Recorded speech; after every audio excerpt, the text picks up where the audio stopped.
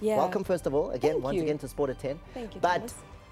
what would you consider your hardest sporting challenge ever? You've run Comrades, you've run Two Oceans, Yeah. you've done Cape Epics, you've run Arguses, you've cycling, you've climbed mountains, you've done it all. What Yeah. was the hardest thing you've ever done? The hardest, most painful, most challenging was actually the Comrades Marathon.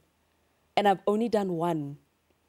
You've And done that like was 5 years ago. I haven't been back. 6 Two Oceans, maar I've done- Comrades. And you know, Epic is hectic because it's 8 days of mountain biking in the mountains of the Western Cape. Yeah. No break in between. But I'll do an Epic any day. Comrades was painful. Ja, trap. Yes, yes. From 60 Ks onwards. Seriously. Seriously. No amount of training. Like, yeah. But you got there, and you got there in like 10 hours. Yeah. So, I mean, you cruised. No, it's painful. It hurts. I remember getting to the finish line. Googs was there, his mom, his sister, and I said, everything hurts, including my toenails. My heart even hurts. That's how painful it was. Okay, so is it on the bucket list to do again? You know what? I get a Comrades get 2 directions. I've only done one. So Which one one? of Is it these up or days, down? I did the down, which is, it knocks your knees. Okay. I did down. So I still need to go do up so I can have a full conversation with Comrades runners. So next year? I don't know. Already you One have day. 5 years off, so what's the problem? One day. Get up next year. I don't No, know. get down. Get down. Oh, you lucky. So, Hey, 2 years. I was indeed. You are so lucky. Yeah. And then, you know, you do lots of other things in the world of sport. Like, do. Like, or physically, like super fit, man. Yeah, I'm curious like that. There's so much to do out there. Or super fit. Like Like leading pop-up gyms and stuff. What is a pop-up gym? Because this is a new thing that you're into. So pop-up gym, the reason why I've done pop-up gym is because people like you look at me and you say, you're super fit, you do everything. Get it, but you too can do everything. So Jimmy, so let's get you off the couch. So pop-up gym is about getting those people that are, you know, aspiring to be active. And they don't want to go to gym.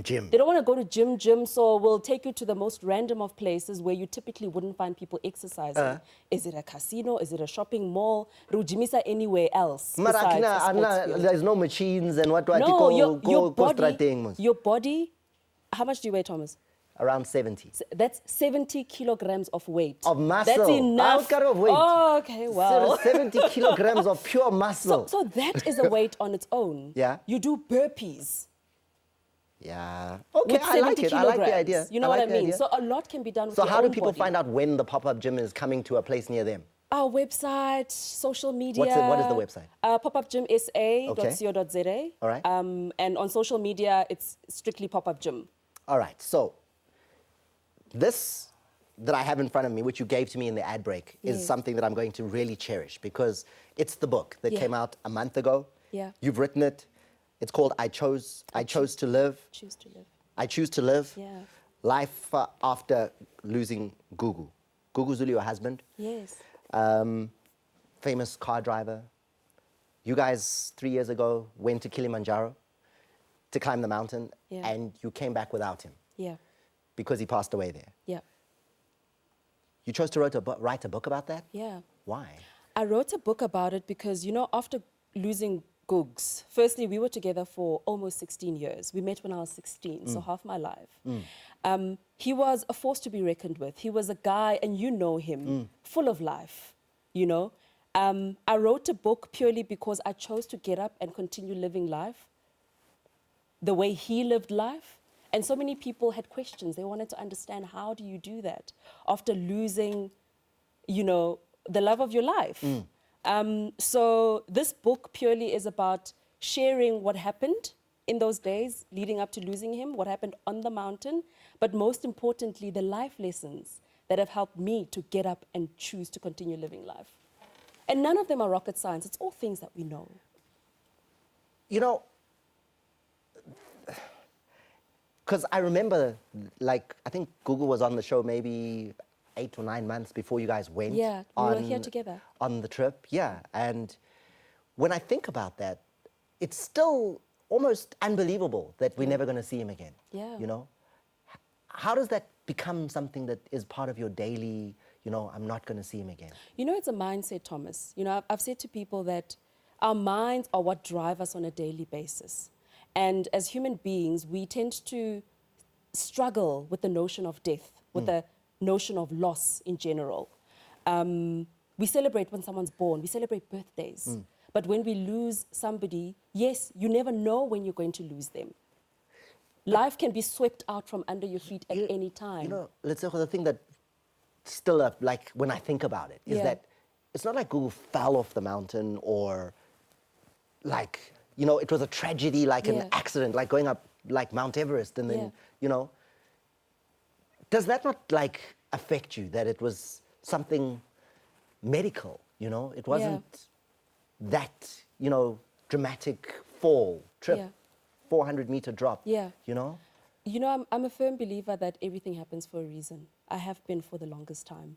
And we'll never know and understand a lot of reasons while we are still here on Earth. You know, we'll get those answers one day when we pass away.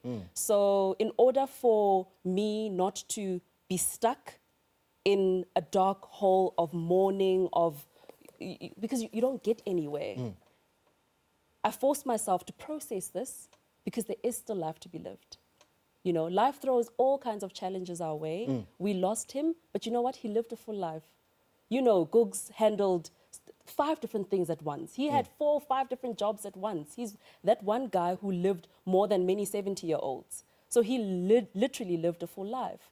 And, you know, for us to sit here and mourn, we're preventing ourselves from living life. I Choose to Live, Life After Losing Gugu. That's the book. This is the cover. It's an amazing cover. The entire family there on that cover. Where can I get it?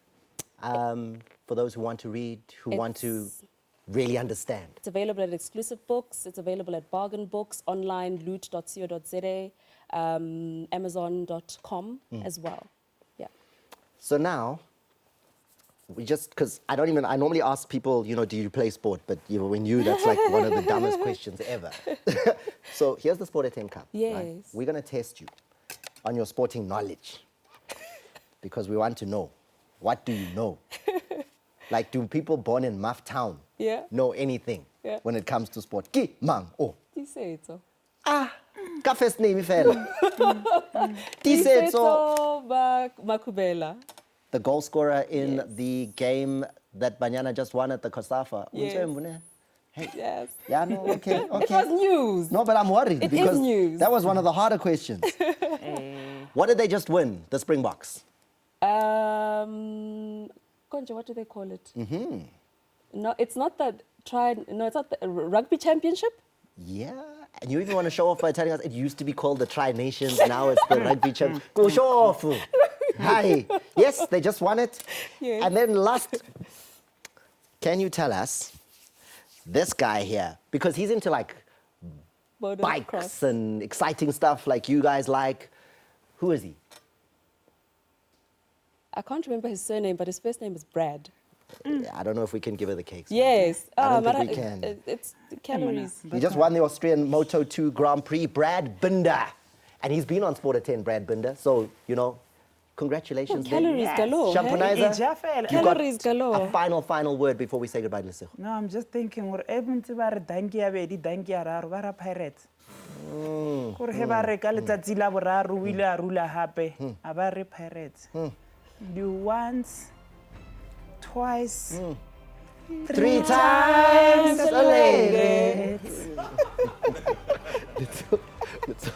Thank you for coming in. Thanks for sharing the book with me. Thank I'm you. going to spend the next day or 2 reading it. It's not a very long book. It's a very and easy read too. Can't wait to get into this. Thank you very much. I Thank appreciate you. it. And we're going to leave you with the words we leave you with every single week. If you're not watching Sport at 10, what are you doing?